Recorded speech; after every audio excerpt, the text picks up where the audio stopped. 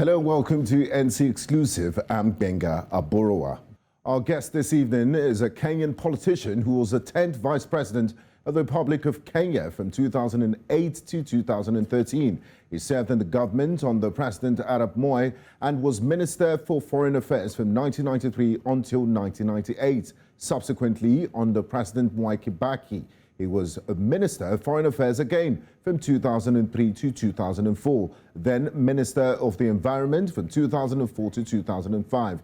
He was an unsuccessful candidate in the 2007 presidential election, after which he was appointed as Vice President by President Mwai Kibaki in January 2008. Joining us this evening on NC Exclusive is Wiper Party leader, former Vice President of the Republic of Kenya and presidential aspirant for the 2022 general elections, Honorable Stephen Kalonzo Musyoka. Thank you very much for joining us on NC Exclusive. Thank you so much, Benga. It's a joy to be able to link up with you. We appreciate your presence with us this evening. Now, Honorable Musyoka, how much would you say Kenya has progressed as a nation since the post-election violence of 2007 elections? And yeah. Thank you. As you said in your introductory remarks, I was one of the presidential candidates in 2007, and after which the country erupted literally, and the country experienced a lot of violence in parts of our country, mainly in the Rift Valley. I came out the third ranked candidate after President Mwai Kibaki and Prime Minister Raila Odinga, with close to 1 million votes. And that is why it was important. Although you say I was appointed Vice President, as my country's 10th Vice President, that was a negotiated position because we had to stop the bloodletting that followed the contested election of 2007. As a result of which, again, two of our leaders, several leaders, became candidates for the ICC, the International Criminal Court. As you know, you may know, I'm quite sure, that Kenya is a member of the Rome Treaty. And under its terms, members can get referred to the ICC. But this was a referral by the prosecutor who moved to the UN Security Council for that purpose. And since that time, a lot of anxiety attended to this matter of prosecution under the Rome Treaty. And I can tell you that we have made progress, both politically, economically, and socially since 2007. Albeit against a backdrop of hard challenges, like the current problem with COVID-19. But as a nation state, we have tried. The leaders who were in conflict, their communities, mainly the Kikuyus, who are resident in both the Rift Valley and central province of this country, as well as the Kalenjins, were the main two communities that are involved in the post-election violence. But now the current president, the current deputy president do come from those two communities. And since 2013 and 2017, 2013 general election and 2017 under the Jubilee ticket, they have tried to unify the country. And so I think by and large, the country now has made progress. And Kenyans know the value of keeping the peace, because no country can make progress, not just in Kenya, but elsewhere in Africa and the world, when there's turbulence, when there is violence, when people cannot observe the cardinal rule of the rule of law and that principle of being guided by what is lawful, what is under the rule of law, what is in the constitution, because the supreme law of our country and many other countries with written constitutions is the law as enunciated in the primary document, which is the Constitution. So we have made progress. Yeah, and like you rightly said, I mean, it's progress in itself that you have a president and a deputy president that were from the warring parties in 2007 that are now working together hand in hand to make Kenya progress. Now, Honorable Musyoka, you once contested for the highest office in the land in 2007 under Wiper Party. Why do you want to be president of Kenya in 2022? In 2007, in fact, my party was Orange Democratic Movement. One of my chief contestants that time was Honorable Raila Odinga, who also contested under the Orange Democratic Movement banner. And the only distinction was one was Orange Democratic Movement, and the other one was Orange Democratic Movement Kenya. So because of that obvious confusion, my party decided to change its name from ODM Kenya to Wiper Democratic Movement. And therefore, practically is one and the same party. Yes. You did mention, Benga, that the president and the deputy have been working smoothly together. I can tell you that is not practically the case on the ground, because after the 2017 general election, there have been obvious political differences, which again is a case study, because there are not many countries in Africa where you can have a president and a deputy working at cross purposes. We'll get but to that is Kenya. in the course of the interview. We'll get to the William Ruto and President Uhuru Kenyatta interview. So what will you do differently, Honorable Musyoka, if you're elected president?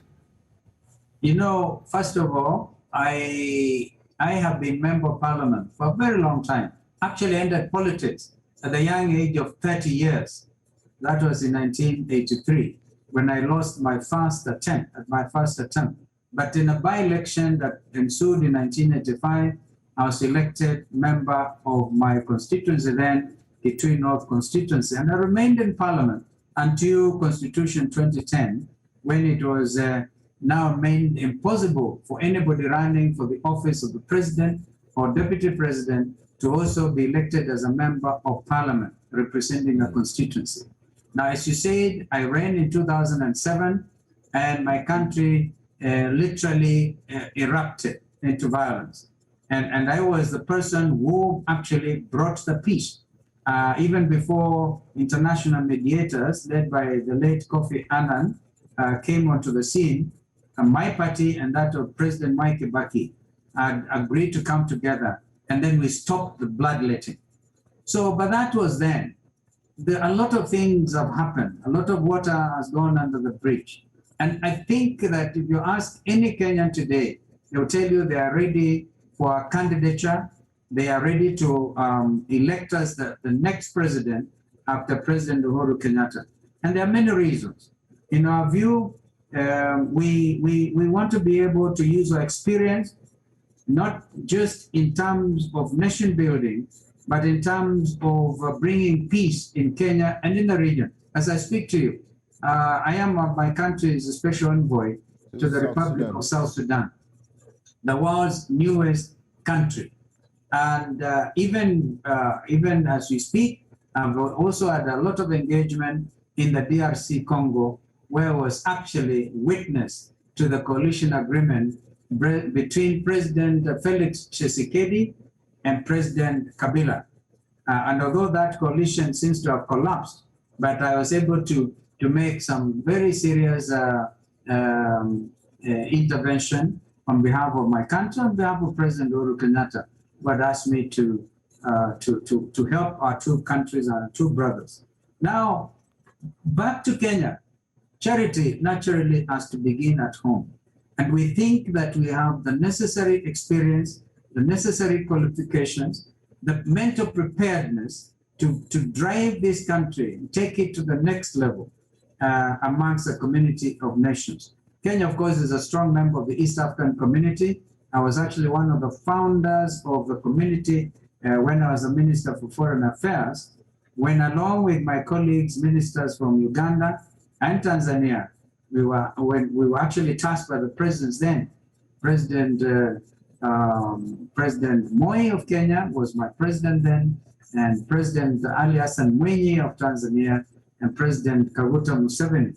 Then we crafted the community, and today that community has grown to encompass the Republic of Rwanda, Burundi, and South Sudan. So you can see, even within the region, it's like everybody has been expecting that we should take our country's leadership. We are not doing that just because we have to lead. This country, as I said in the past, non-violence.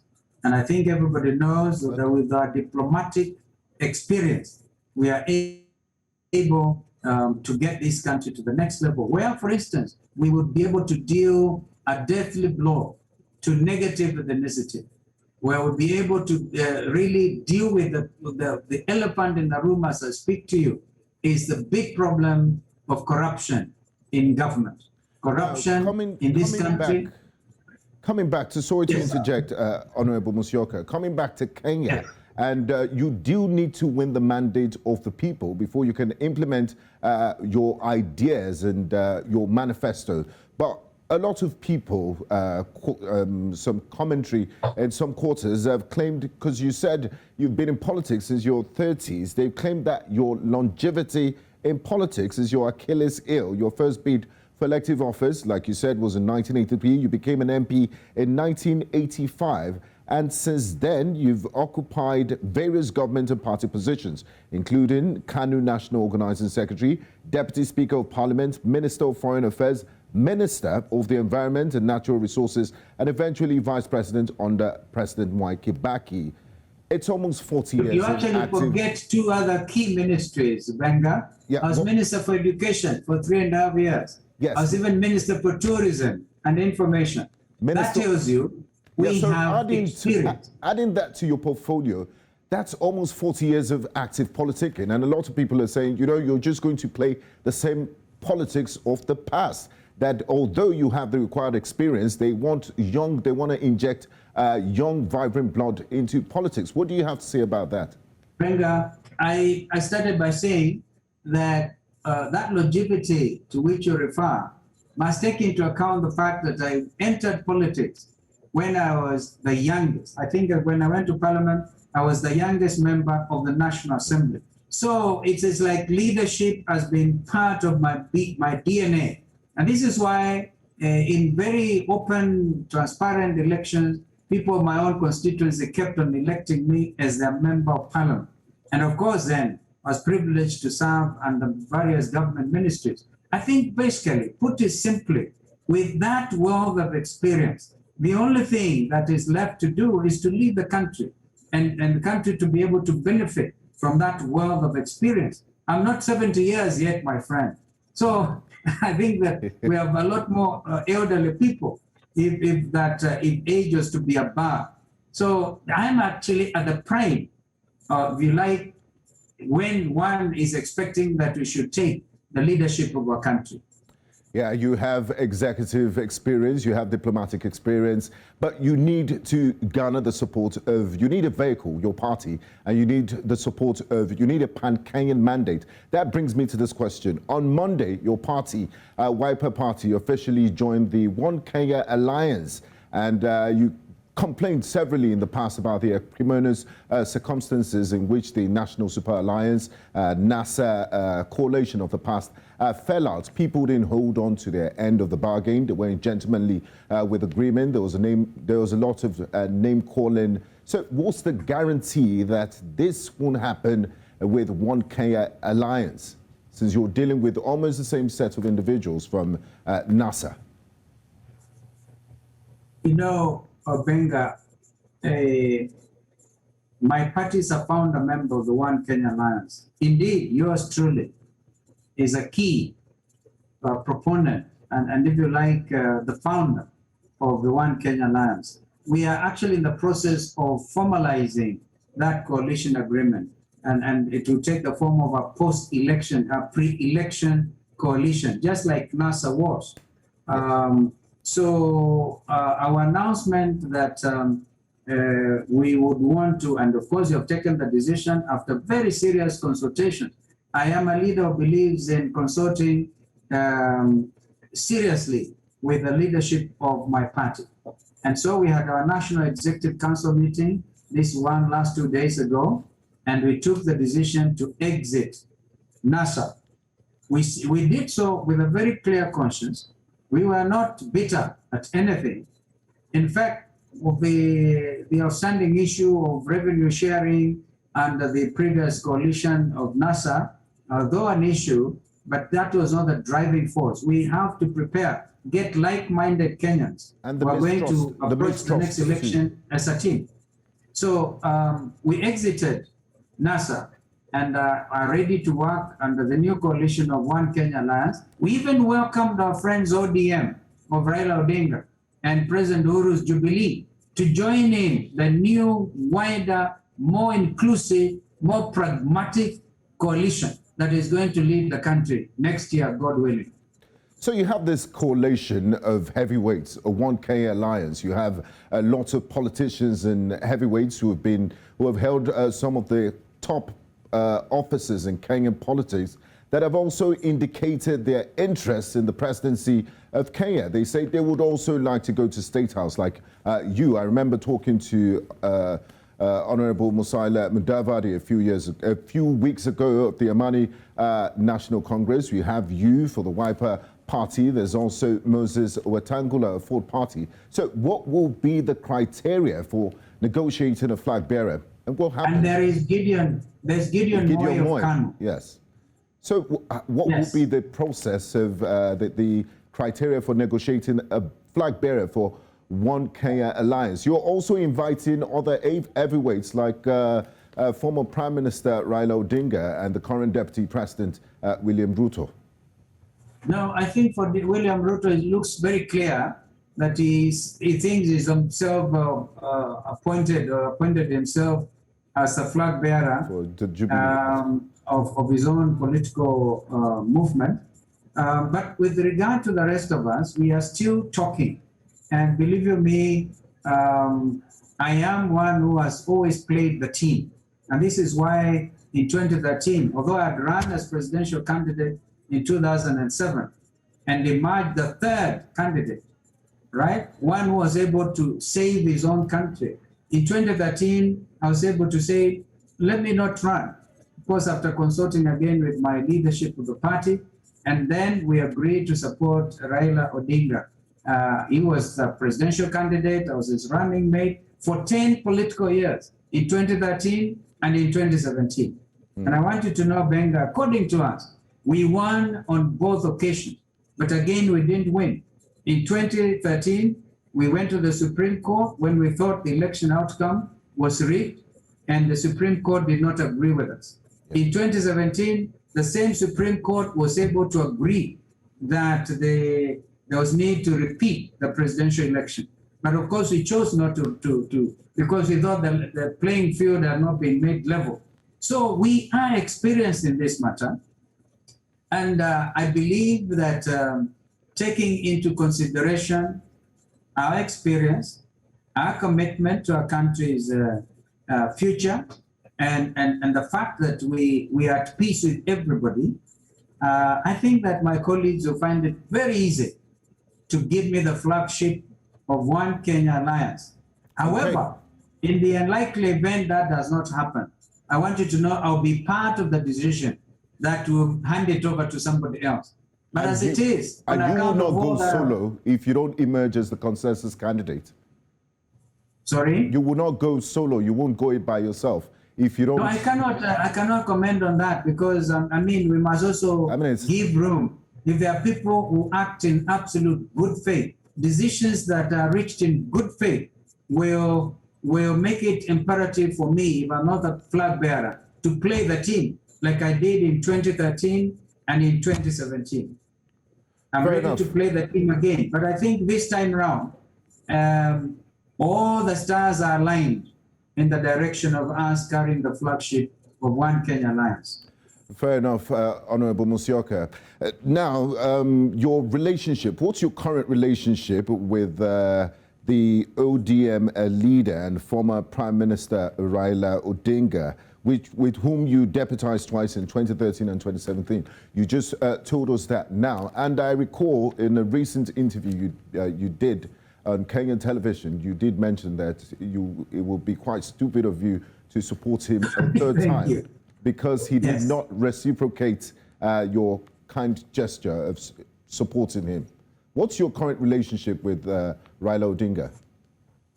Well, I can tell you that I have a working relationship. I have no problem with Raila Odinga, as you've I've just mentioned. I was his running mate twice and donating 10 strong political years to him. I believe because of my ability to work closely with him, you heard me say we won in 2013, we won in 2017, but the courts were not able to agree with us in 2013, agreed with us in 2017, and now he went into a handshake situation with President Uhuru Kenyatta of Jubilee. In fact, it was that handshake that brought problems for President Uhuru Kenyatta. And yet, it was that handshake, which I fully supported and continue to support, which has brought relative peace and stability in Kenya. My own party, by the way, is also in cooperation with Jubilee of President Uhuru Kenyatta. So I have no problem working with Honorable Raila Odinga. We are all pushing hard to see that there's a possible review of our constitution and the Constitution Amendment Bill 2021, which is also a matter before the Supreme Court, before the Court of Appeal and the Supreme Court, probably, if people do not take that as final, the decision of the... Honorable Musyoka, you mentioned something quite interesting now. You just joined the OneKenyan Alliance with Ford and other parties, and then you just mentioned that you're in a sort of cooperation with the Jubilee Party. Are you not playing both sides here? Not really. One is there's a difference between a coalition agreement and a cooperation agreement. You cannot have two coalitions with one party cannot join two coalition arrangements. So, but a cooperation agreement is possible, and that is what has actually been happening between Wiper Democratic Movement, which I am privileged to lead, and Jubilee Party, which is under the leadership of President Uhuru Kenyatta. So that is the factual situation. And so as we move into next election, my anticipation is Raila Amolo Odinga will reciprocate by supporting our candidature next year. But I'm sure he also wants to be president of Kenya. So we'll see how that means you'll be running. That means you'll be running for the 5th time. And there's a general feeling of fatigue on the part of the Kenyan electorate. And therefore, I think for him, and of course, age keeps on catching up as well. We are not stones. We are growing. You started by challenging me, though I told you I still look as young as you can see. And I agree with you. Because I've been in politics. I went in there when I was very, very young. And so I've grown in politics, and I know my country. I know the game, and I know how to take this country forward. Now, recently, Honorable Kalonzo Musyoka, you visited State House Nairobi to see His Excellency President Uhuru Kenyatta. What was that visit about, and was any politics discussed?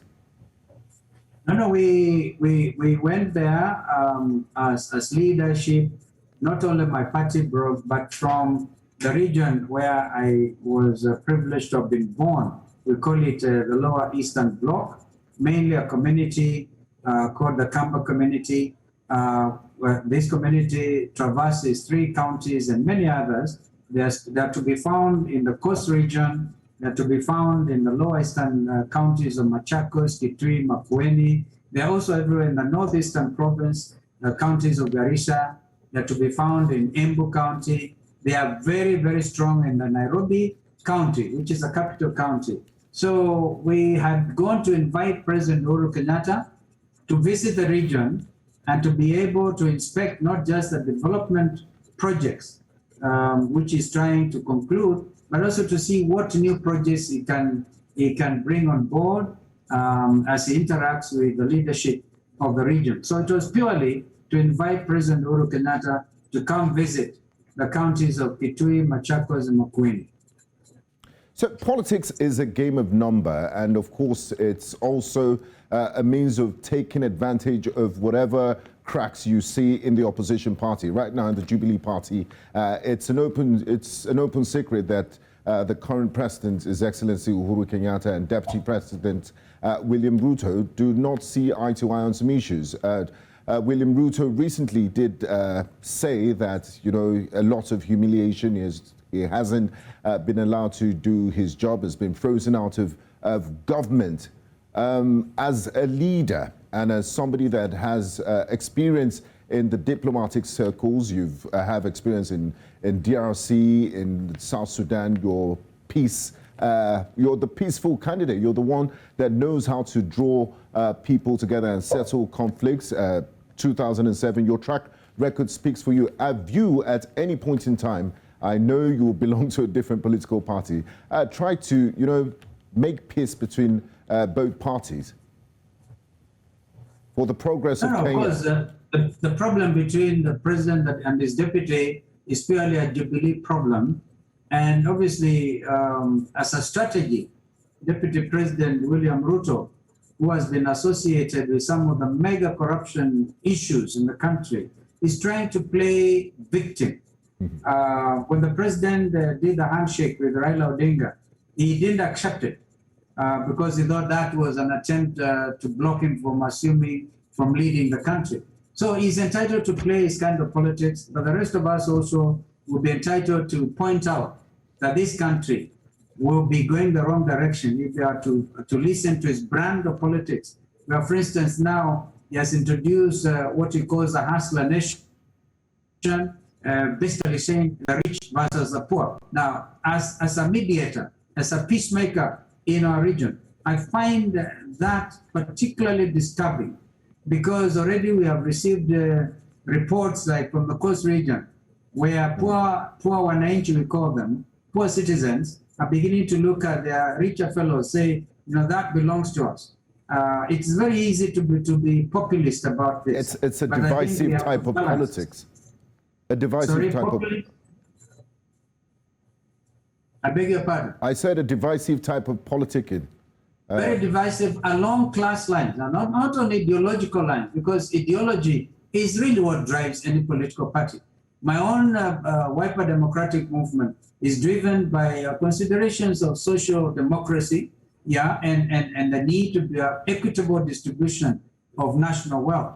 But we cannot come up and talk against dynasties where Deputy President is saying the likes of Raila Odinga, the likes of Uhuru Kenyatta belong to privileged dynasties, and that the time for hustlers to take over the leadership, where people look at that literally as a core, really weaponizing our politics. Now, if we do that, we'll probably be going back to 2007, and no Kenyan wants to go in that direction.